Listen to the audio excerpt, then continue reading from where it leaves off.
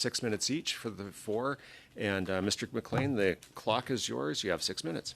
Well, thank you, Mr. Chair, and welcome back, Minister O'Regan. It's nice to see you again. But in April 2021, you were the Minister of Natural Resources. You said that just transition was about lowering emissions, and about CCUS, and about blue hydrogen. You reiterated that position in March of this year on a visit to Alberta, notably after Russia had invaded Ukraine and exposed the hypocrisy of European energy policy to a hostile foreign actor. When Canada could have taken steps over the last half decade to become a reliable supplier of energy to the world, we were nowhere. And that's largely as a result of your government's hostility to our world-leading industry. So CCUS, one of your solutions, is still stalled. And tell us, what's holding up your government on providing what you see as one of the transition solutions to decarbonization?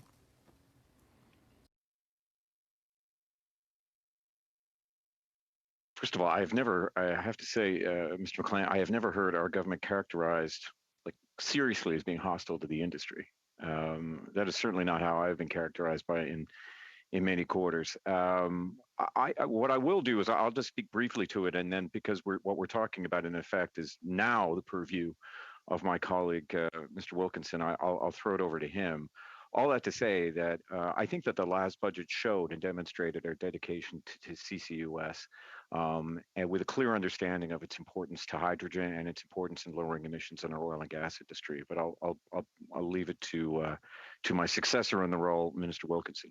Well, that's okay. Thanks, Mr. O'Regan. I'm just going to be asking questions of you, Minister O'Regan. So I'll leave Minister Wilkinson alone today. But thank you.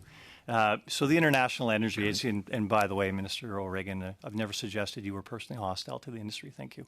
The International Energy Agency has said that the world will be consuming about as much oil in the year 2040 as it is consuming today.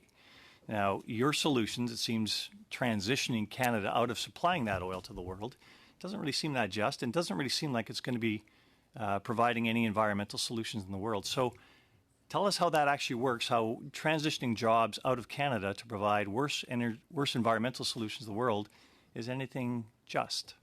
Oh, no, we aren't transitioning jobs out of the sector. I think, to be honest with you, Mr. McLean, and this certainly has been my focus since I've taken on this new role as Labour Minister, and also co-leading with Minister Wilkinson our just transition strategy. Our biggest problem is we don't have enough workers. We don't have enough workers in just about any industry in this country, but most particularly and poignantly, we don't have enough workers in the energy industry and in the oil and gas industry. And we have, even though in my role now and in doing the consultations I've been doing, there is, and I've spoken to this committee before about the deep-seated anxiety amongst oil and gas workers whenever the words just and transition are mentioned. We have an aversion to it, both myself and Minister Wilkinson, to the phrase, but we say it here because we all know what we're talking about. But honestly, we got to keep people in the industry. It was one of the reasons why we, worked very hard to put in place an orphan and an active well program at the height of the pandemic and the oil price war, and when things bottomed out, as you'll recall, in April of 2020, and we had negative $38 oil. We needed to retain workers and keep workers in the industry, and what we thought would be a more prolonged period of chaos. Thankfully, it was not, but we needed to keep people in this industry. So my biggest role right now is making sure people are calm and staying. Thank you.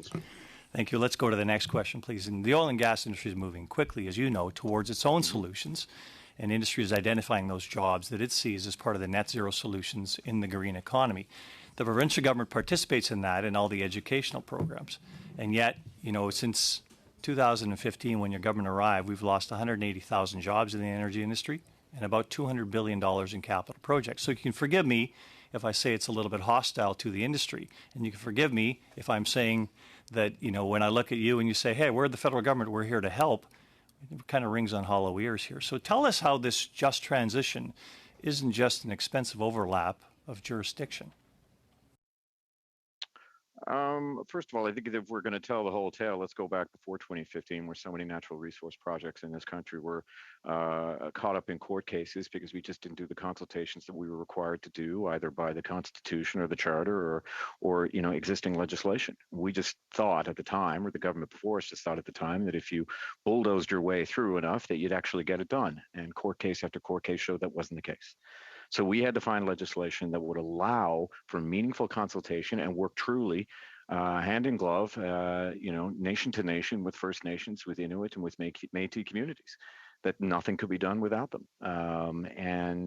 You know what? We've managed to do quite a bit in the interim. Well, okay, I'll differ with that, Mr. Reagan, because none of those projects have come back, and most of those jobs haven't come back, and yet you say you need them, but they disappeared and they weren't helped. And all these programs you've put away for them have actually not delivered any results as far as actually delivering to them. But we can go through that. But Jerry Diaz has actually even said about... Stop the clock just for a second. We're down to 30 seconds. Monsieur le Président. It does make it very challenging when we have people both C'est impossible de traduire quand... Yeah, and that's what I'm saying. The interpreters can't actually translate how it's happening. Well, Mr. Chair, often when we ask questions, we expect, the length of time for the answer should equate to about the length of time for the question, which is the standard we usually use in these committees.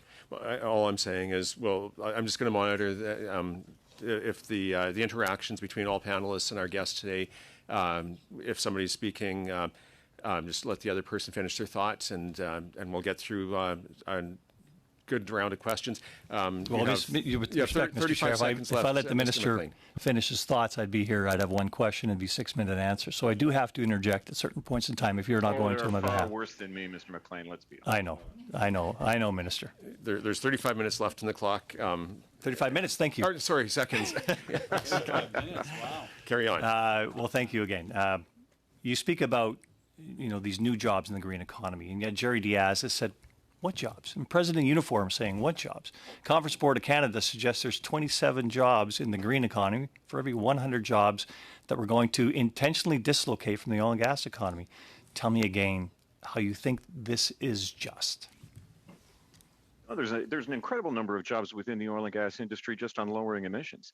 And the good news is that a lot of the work and the skill set that we'll need in order to do things, particularly like hydrogen, which I think Minister Wilkinson will tell you has huge growth potential in this country, and we've got a good strategy for that. A lot of the skills move over. We need the skill set of the people who are currently in this industry. There's nothing new necessarily that's happening, but I mean, we are going to have to there is going to be some pivoting. There has going to be some training. Our biggest issue right now, though, and I'll say it again, is that we have a labor shortage in the energy industry. Okay, and we're out of time on that. Now,